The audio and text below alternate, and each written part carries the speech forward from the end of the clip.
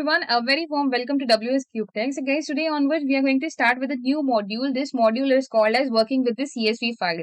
That means if you want to work with the CSV file, if you known about what a CSV file, good for you.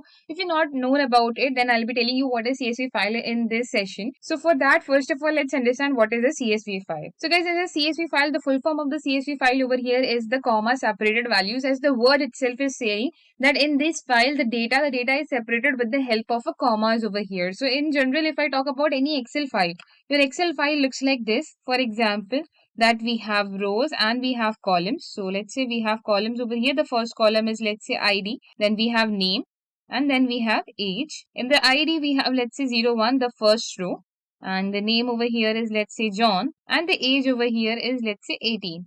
Similarly, we have another ID and we have 02, and then we have David, who is 20 years old. So this is how our normal file looks like, which has rows and columns. But if I talk about comma separated file, that means CSV file, in this the data looks like this.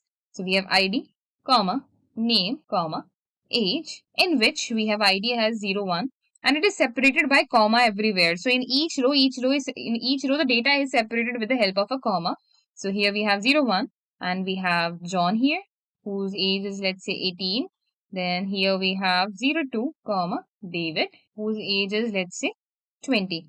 Okay, so this is how your CSV file looks like. Now, talking more about CSV file, each record consists of one or more fields. So we can have one field or more field which is separated by comma over here. And as the name itself is saying, so it says that the use of the comma as a field separator is a source of the name of this file format. So it's basically a format of a file. For working with CSV files in Python, there is an inbuilt module called as CSV. So we will be using this module called as CSV. Also, we will be seeing a use of pandas as well. So we'll be seeing a small use of pandas, but majorly we will be working with the CSV module over here. We do not have to import it. It is an inbuilt module over here. So we will be simply using it. And for pandas we have to install it. So we'll be seeing that in our next session, where we will be also discussing that how we can read a file. So if you want to read a CSV file and bring it to Python, bring its data to Python in the output screen, then how you can do that, we'll be looking at that in our next session. So stay connected, guys, and I'll see you in the next session.